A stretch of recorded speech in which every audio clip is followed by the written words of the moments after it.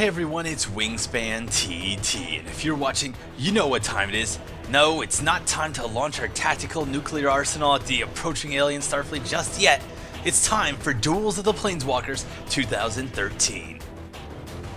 Today, I'm happy to announce that Wizards of the Coast has given me and Top Tier Tactics another exclusive look at the upcoming DLC deck pack for Duels 2013. Whereas the last deck pack introduced piles for Simic and Boros, the upcoming content will feature the Gruul clans and the Orzhov Syndicate. And unlike last time, we're going to be taking a look at 10 of the most interesting cards from each deck to give you a faster, more focused look at what you can expect. If you want the full deck list, you can still find them at TopTierTactics.com. Let's talk first about the Gruul green-red deck, Berserker Rage. No, not Berserker Barrage, although that would have been pretty cool. There would have been some kind of copyright battle, you know, whatever. Berserker Rage. So green and red have always been the most primal, angry, caveman-like colors, you know, with a penchant for destruction, a healthy dose of trample and haste, and they're both like opposite of blue. So if you hate counters, stalling, or going to school, you'll probably like Berserker Rage. The deck's designed to give you lots and lots of stompy toys, and the means to throw them directly at your enemies' faces. The first card I want to show off is Tattermunge Maniac. It's a 2/1 Goblin Warrior for 1 mana. It's split, red or green, so you can choose whether you like the mountains or the forests better. You know, the forests are more intimate, mountains have that kind of romantic feeling to them. Anyway, and it has to attack each turn if able. It really has that cool Gruul feel to it. Like, this guy's angry, he's hitting the board, he's got extra power in turn 1. He's pretty much like, if your opponent can't deal with him, they're going to be taking a big beating right away. Of course, the downside is you have to attack. This guy's angry, he wants to push, fight, shove, make things bleed. That's what he does best for 2/1. So getting this on the board right away is going to put your opponent in an awkward position. They're going to be forced to muster up some kind of defense or use removal that they probably would have liked to save for a bigger creature. This is a great way to start off your pressure against an unprepared opponent, especially if it's some kind of blue or white sissy deck. Next up is Spellbreaker Behemoth. For 4 mana, you get a 5/5 creature. That's right.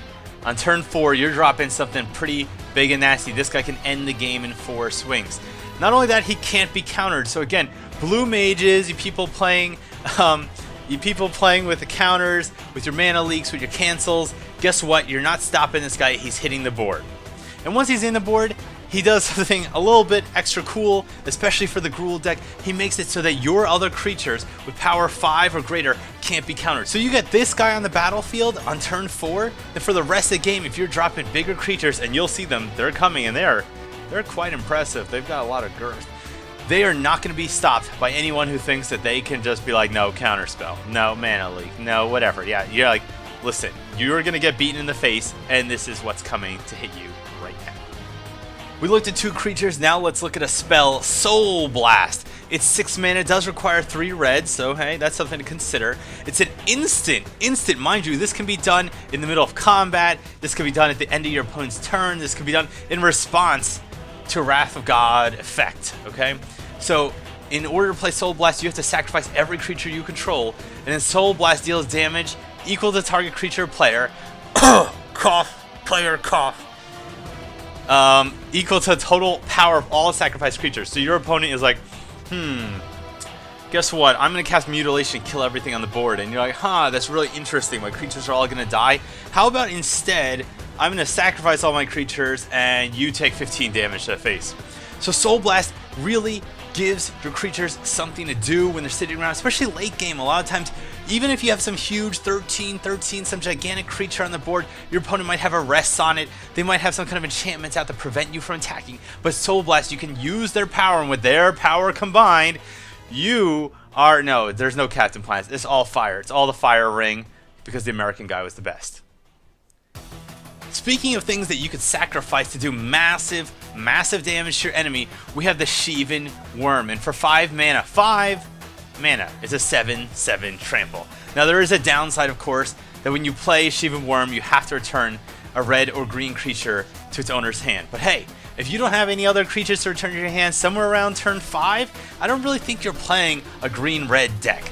This is something totally nasty to drop. And again, if you have that behemoth out from previously, you're not going to be able to counter Sheevan Worm. And of course, you could also use Sheevan Worm, although there's very few actual applications for this. You could return Sheevan Worm itself to your hand. So if there's some kind of effect in play, like whenever a creature comes into play, something happens that's cool, you could pay 5 mana, cast Sheevan Worm, return self to your hand, and then you can activate that effect. And there are some effects in this game, in this particular deck even, that you can benefit from, that you'll be able to gain life from and do some other nifty things. But overall, this is just a really cheap beat stick. It comes out turn 5. It makes your opponent cry a little bit inside. Keeping with the tradition of undercosted, overpowered creatures, we have Rumbling Slum. That's right, it's an elemental. It's come to life. The city of Ravnica itself is really angry. All right, this goes out to you, all the graffiti artists out there. The buildings are not going to take it anymore. They've decided that for 4 mana, they're going to reassemble themselves into a 5/5 creature and just stomp face. Not only that, but at the beginning of your upkeep, Rumbling Slum deals 1 damage to each player, to you and to all your opponents, to your teammates, all that kind of stuff. And you might be thinking, well, that sucks, I'm going to be taking damage. The thing is, your opponent's going to be taking damage too. If you have multiple opponents, you're ultimately winning because you're dealing out more damage you're taking. And no matter what happens, you're winning because you're getting a 5/5 creature on turn 4. If that's not gravy on the cake, I don't know what is.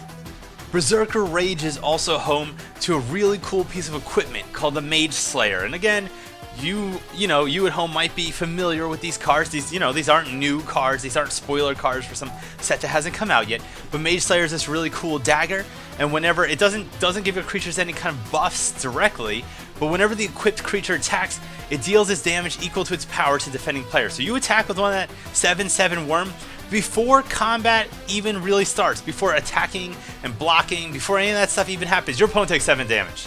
No matter what. Even if your worm is blocked, even if the worm is killed, alright, it doesn't matter. Mage Slayer is going to sling 7 damage to their face. Now, to be fair, I'm actually pretty sure that if someone kills the creature in response, they won't take the damage because the creature will be dead, so its effective power will be 0. But in most situations, this is absolutely brutal. This is a way to get through blockers. It's a way to give your creatures a kind of double strike, actually, especially if there's no blocking creatures available. Mage Slayer does exactly what it says that it does. It slays people who are cowards, hiding behind spells, waiting, to delay you and hold your might back. No, this is Gruul, and we punch people and get away with it. A classic card that's a little closer to my heart is Fires of Yavimaya. It's a 3-mana enchantment, and it gives all your creatures haste. Now, right off the bat, that kind of sucks. Like, let's face it, giving all your creatures haste is great and all, but maybe there's something you'd like to play on turn 3 other than an enchantment that does absolutely nothing right away.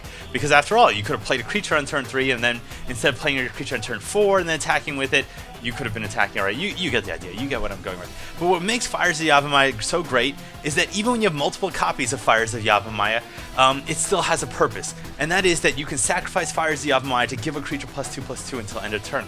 So that means once you have this on your board, your creatures can just hit the ground running, quite literally. But it also means that even when you don't need haste, your creatures already have haste, where you don't want to use the haste exactly because you can't even bust through their defense, or you have another Fires of Yavimaya or something else in play that already gives creatures haste. Now you can sacrifice your enchantment and give something +2/+2. That it's not going to be a surprise to your opponent. Your opponent will know it's an option, but that's just something they have to play around. And they have to make a lot of decisions, like, do I remove Fires of Yavimaya if they have enchantment destruction? Because if they try to kill it, perhaps you're just going to pop it in response and give a creature +2/+2. Or for all they know, it was just totally pointless, and they're going to kill it, and you're going to play some other creature that you didn't need haste to use anyway.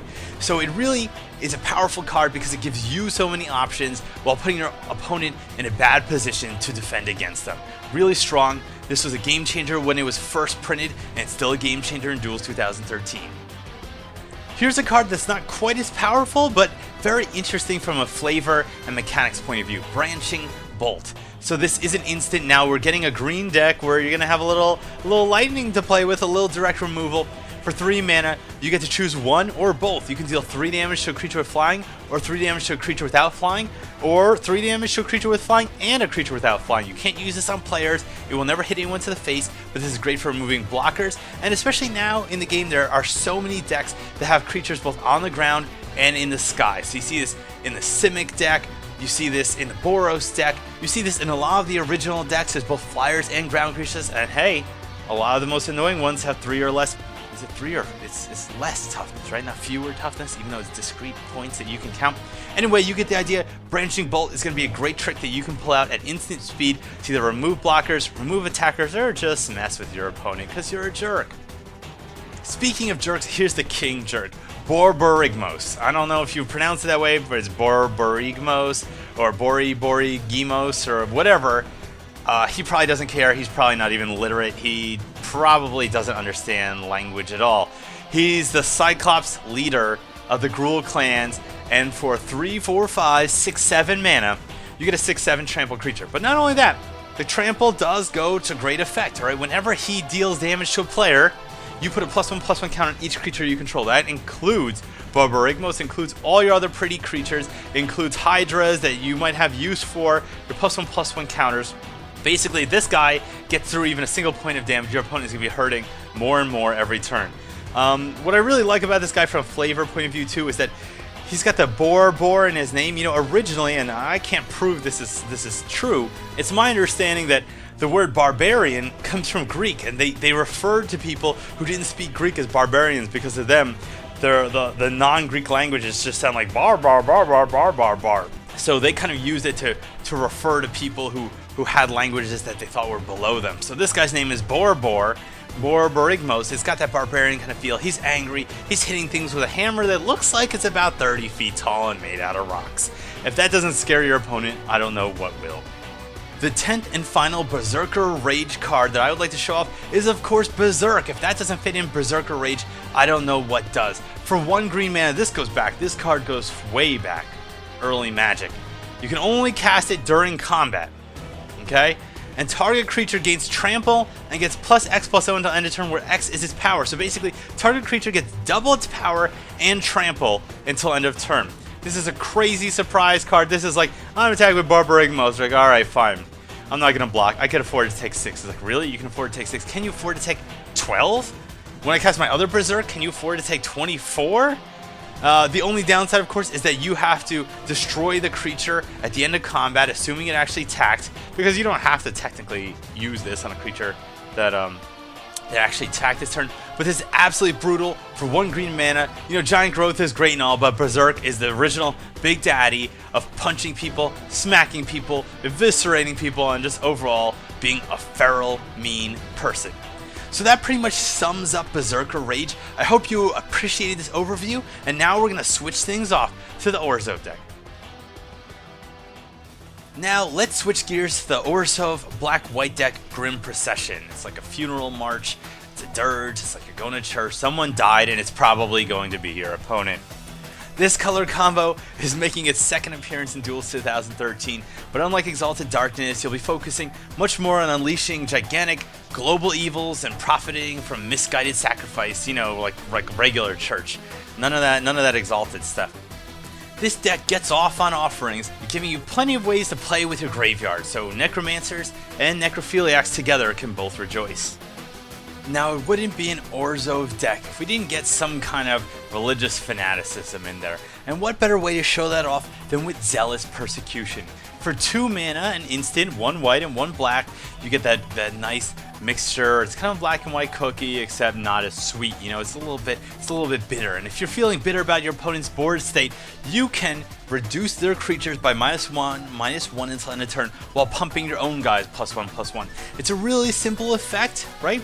It doesn't sound that powerful, but think about how much of a difference that makes in combat. It's pretty much putting a +2/+2 spread between your creatures and your opponent's creatures. You can use this for defense to reduce incoming damage to you. You can use this for offense to get more damage into your opponent. You can use this to kill off your opponent's weenies. They don't have to be on the ground, they don't have to be in the air. Anything with 1 toughness is going to the graveyard. And of course, you can use this to save all your creatures. Someone uses something, it deals 5 damage to all your creatures, and your creatures happen to have 5 toughness, guess what? Now they have 6. For 2 mana, this is such a versatile card, and it's going to give you, as the Orzhov Syndicate, so much more dominance in a lot of different situations that your opponent's simply not going to see coming. Making a return in black-white decks, we've seen this in Exalted Darkness, is Unmake, and very few removal cards are quite as mean as Unmake is. You just, all it is 3 mana, you can split between white or black, this is going to be very easy to cast. It's an instant, exile target creature, that is it, exile target creature. You know, it used to be really powerful when cards did things like destroy target creature, that can't be regenerated, or anything like that. No, your creature's out of the game, you're not getting it back, it's getting shattered, and I love the art for this card. It's like Frodo's looking in the mirror, and as he just realizes how stupid he is, he's just getting obliterated by his very own idiocy. I hate Frodo, so that's why I'm happy to see him die. One of my favorite cards from previous Duels of the Planeswalkers games is Ob Nixilis the Fallen. This is a legend that for 5 mana, he's a 3/3 for 5 mana. You might be thinking, okay, what's the big deal? What's the big deal? Well, whenever a land comes into play under your control, he gets 3 +1/+1 counters, and target player loses 3 life. So that's basically saying, you know, oh, you play a Plains, now he's a 6/6, and your opponent loses 3 life. You don't even have to attack, they're just losing life no matter what. You play Terramorphic Expanse, now he's a 9/9, you sacrifice Terramorphic Expanse and go get a Swamp, now he's a 12/12, and by the way, your opponent just lost 6 more life. Ob Nixilis the Fallen is a card that your opponent has to stop when it hits the board, and just having blockers isn't going to stop him, because even if they can completely shut down him, no matter how big he gets, that damage, that loss of life that's going straight at their head is just going to be absolutely brutal. I love Ob Nixilis. I wish he were real and that he would propose to me, and then we would go off somewhere like St. Martin and get married. It'd be really sweet, but alas, I can't. One thing that makes Grim Procession so cool is that it actually gives you tools to play around with your graveyard, and one of them right here is Necromancer's Covenant. So it's a 6 mana enchantment, a little bit of white, a little bit of black, a lot of bit of evil, and when it comes into play, you exile all creature cards in target player's graveyard from the game. That could be your graveyard if you've purposely sacrificed lesser creatures or unfortunately lost them to your opponent, or your opponent's graveyard, especially if they have annoying creatures like Chandra's Phoenixes that keep coming back to life. So once all those creatures are removed from the game, you get 2/2 black zombie creatures for each card removed this way. So your opponent has like 5 goblins in the graveyard and you remove them, now you have 5 2/2 zombies in play. And by the way, all your zombies have lifelink, and that also applies to zombies that weren't created with Necromancer's Covenant. And of course, there are effects in this deck that allow you to sacrifice your own creatures or to just kill all creatures. So if your graveyard is the one that's full of creatures, perhaps you'd like to reduce, reuse, and recycle them for great grim purpose. You know, it wouldn't be an Orzhov deck if we didn't have the Ghost Council of Orzhova, and these guys, these girls, these ghosts, whatever you call them. I mean, are you still technically a guy or a girl once you've died? I mean, you don't really have a gender anymore. You don't really possess genitalia or the ability to reproduce. So I don't know if you can even be called a he or she at that point. Regardless, for 4 mana, and I love how the text, the name of the card goes all the way to the mana symbols. It's a 4/4 creature. You know, not bad, but not great.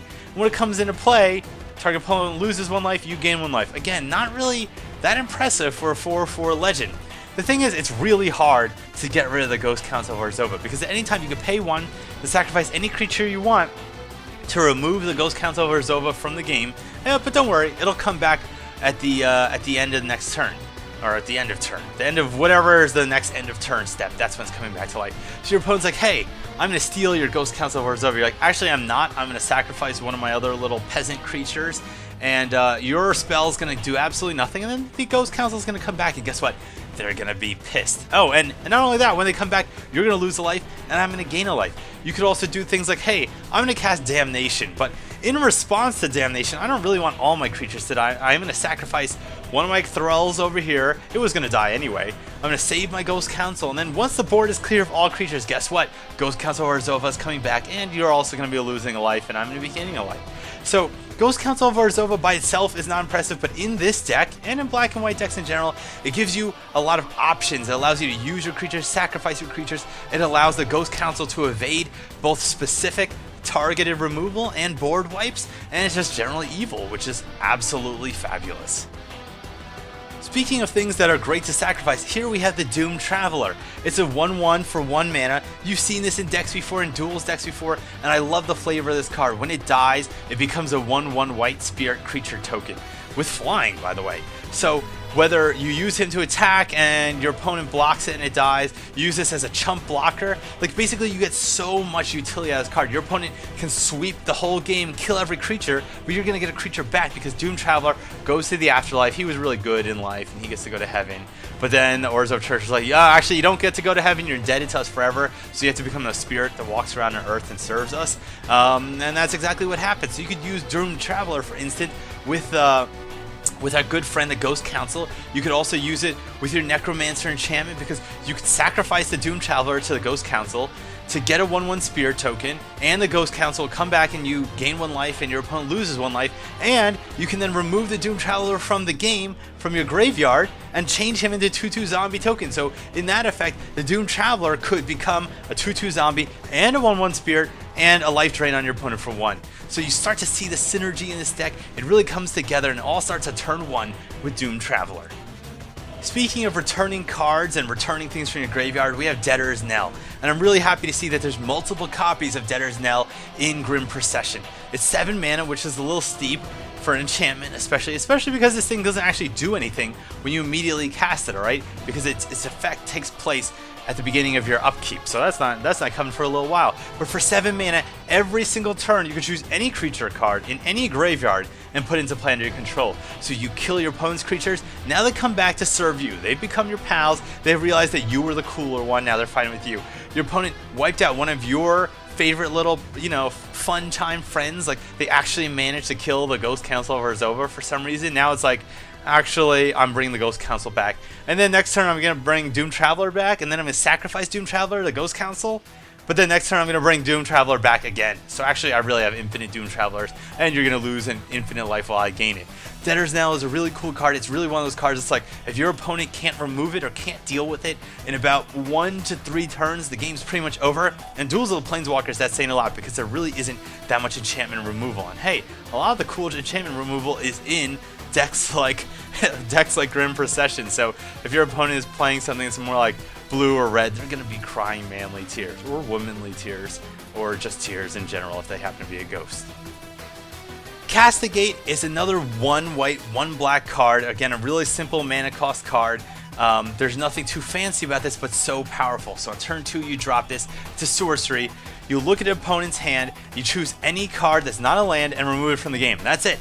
So on turn 2, you drop this, you're like, what is the one thing in their hand that I can't deal with for the rest of the game? Maybe they have Panoptic Mirror, maybe they have a creature that is not targetable and you're afraid you won't be able to kill it. Boom, it's out of the game. Or even late game, they could be sitting on cards, they're holding 1 card in their hand, you're like, what is it? Is it a counter? Is it something that they're just waiting for the right time to just completely obliterate me with? So even late game Castigate still has use. It's just really something that just, your opponent is not going to be happy when they see Castigate enter the stack. And they're going to be even more sad when they see the card that you choose from their hands. I'm sure a lot of players are going to pause the timer and just think for a second, like, what are they going to pick? What are they going to pick? But guess what? It doesn't matter how much they want you to not pick the most powerful card in their hand. It's leaving, and there's nothing they can do about it. Grim Procession also has a lot of powerful beat down creatures in it, and Bloodgift Demon is one of the best examples of this. I mean, Bloodgift Demon is a great card in general. Let's look at this. It's 5 mana Demon. Are you surprised the creature type is Demon? For 5/4 flying creature, right there, right off the bat, that's just absolutely great. I mean, that is like turn 5. All right, now you have 4 turns to live because I'm just going to fly over your army and beat you to death 20-0 in 4 turns. But not only that, at the beginning of your upkeep, target player draws a card and loses 1 life. Now, 99% of the time, you want to use this on yourself, and new players will kind of like recoil from that, like, Wingspan, why would I want to lose life? That's terrible. But just think about it. You could draw cards. You could fill your whole hand with cards. You can make up for the life lost too. We saw already that there are combos in this deck that can give you lots of extra life.